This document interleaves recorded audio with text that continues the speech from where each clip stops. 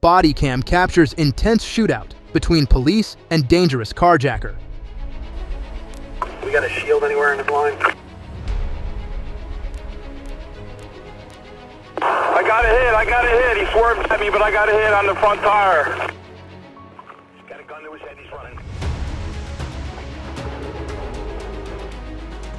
On the afternoon of Thursday, April 11th, 2019, at 2:21 p.m., the tranquility of Deltona was shattered by an urgent call. A frantic woman reported that a man had suddenly forced his way into her pickup truck, pointed a gun at her head, and demanded her keys before speeding away in her vehicle. Volusia County deputies immediately launched a pursuit, but the suspect drove recklessly, weaving through traffic in a desperate attempt to evade capture. Exo 41 to those units, don't get so close to them, we have Air 1. Alright guys, go ahead and the other two start backing off. Okay, in the median, two trucks just try to block him in. He got around him though, still westbound on 44. Tommy Dane, is that you in this? It is. Unmarked blue car, back off. The suspect has been identified as 30-year-old Philip Thomas Marsh, a resident of Lake Helen. Earlier this week, Marsh was reported missing and possibly suicidal. Even more concerning, Marsh is known to have violent tendencies towards law enforcement and has even threatened suicide by cop or other means. Deputies quickly responded to the scene and initiated a PIT maneuver to stop the stolen vehicle in Deltona. However, the reckless suspect continued to drive at high speeds. Sergeant Hernandez behind me. In a split second, Marsh swerved his vehicle towards a deputy who was attempting to deploy stop sticks. In the midst of his escape, Marsh recklessly brandished a firearm out the driver's side window, escalating the already dangerous situation with heavy traffic nearby. After running over multiple stop sticks, all four tires deflated, causing the pickup truck to gradually lose control, slow down, and eventually come to a stop on State Road 44, just in front of the Volusia County Fairgrounds. Deputies immediately initiated a felony stop. Alright, let's flow that traffic westbound.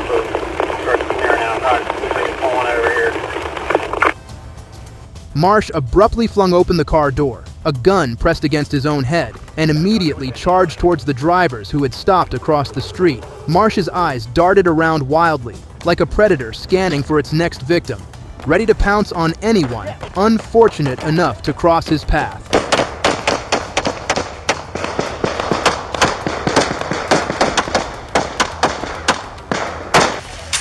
Sensing the unfavorable turn of events, suspect Marsh changed course and sprinted towards the woods, then turned and fired multiple shots at the deputies. This foolish act indicated that Marsh was seeking suicide by cop, as if he was intentionally putting himself in harm's way.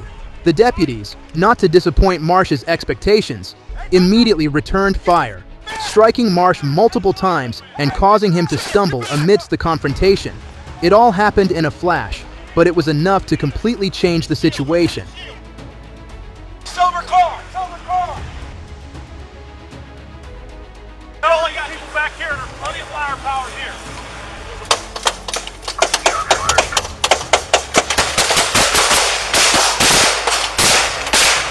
Fire! I got eyes on right here, on me! The police officers quickly moved toward Marsh's location, where he lay motionless in the woods not far from them. As they approached, they saw he was covered in blood, riddled with bullet holes. A total of 5 deputies had opened fire on Marsh, creating a hail of bullets. The exact number of shots fired was still unknown at that point, but it was clear that Marsh wasn't one to go down without a fight. He had fired back multiple times, desperately returning fire until the very end. Look at your ship now. You've got it. You good?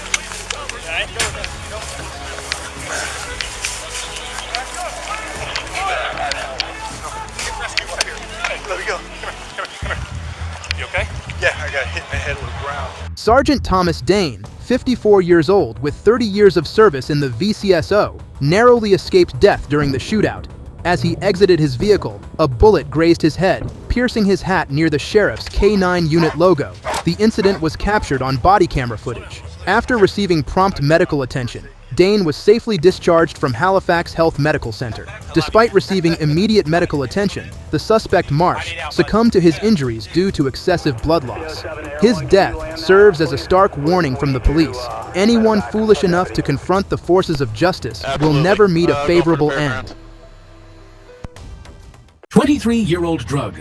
Kingpin who attacked police officer sentenced to 20 years in prison. Do this. Put your hands. All right.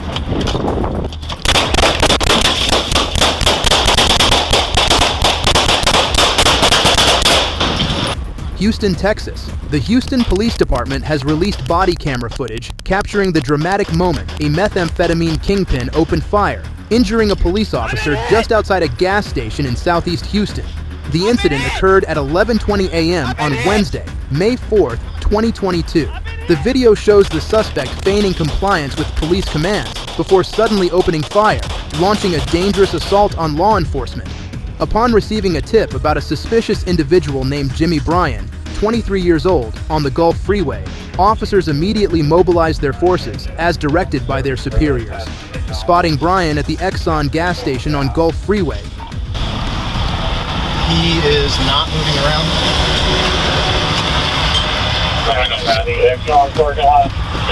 He's looking. What's up, brother? Hey, how you doing? You a park? Is this your truck? How long you been having it? Is that an ankle monitor? Yes, sir. What are you doing on your phone? I'm going to show you. However, they were unaware that behind Bryan's calm demeanor and cooperative actions lay a dangerous individual with a lengthy criminal record dating back to 2016. Currently under probation, Bryan had a prior conviction for drug trafficking in the Houston area, including possession of methamphetamine and illegal ownership of various firearms. This situation was a harbinger of an imminent and intense shootout. When the officer noticed the GPS ankle monitor on Bryan, a sign that he was on probation, he immediately requested identification.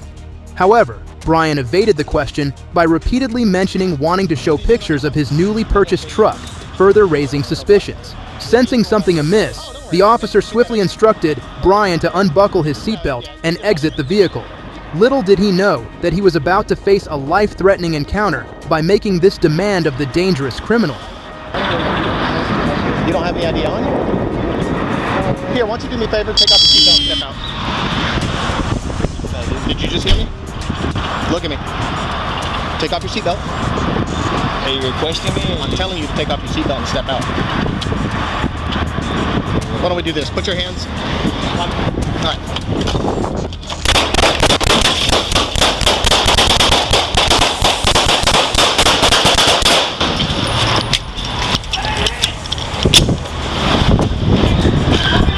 Partner, are you good?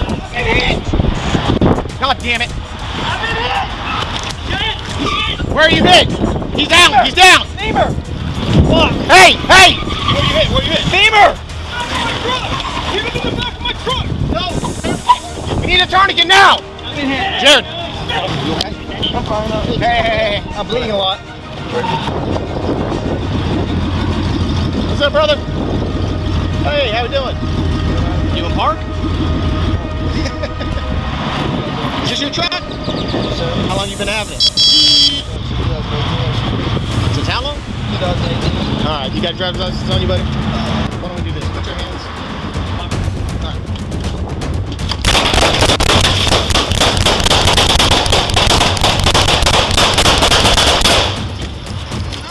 I've been hit! I've been hit! Partner, are you good? I've been hit! God damn it. I've been hit! Where are you hit? He's Femur! down. He's down. Femur! Hey! Hey! Femur! Get him in the back of my truck! No! Tourniquet! We need a tourniquet now! I've been hit. Jared! I got it. Hey! I'm bleeding a lot.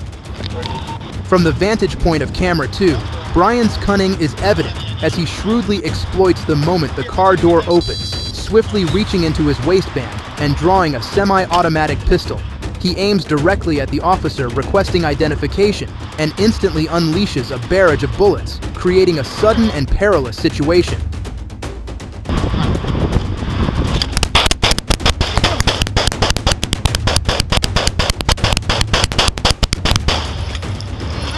I've been hit! I've been hit! I've been hit! I've been hit! Where are you hit? Fortunately, Beamer! HPD Beamer! officer Jay Sally quickly detects the threat and immediately retaliates with a decisive volley of gunfire, immobilizing the suspect. The tense confrontation concludes as the second officer's composure and quick reflexes prevent a potential tragedy.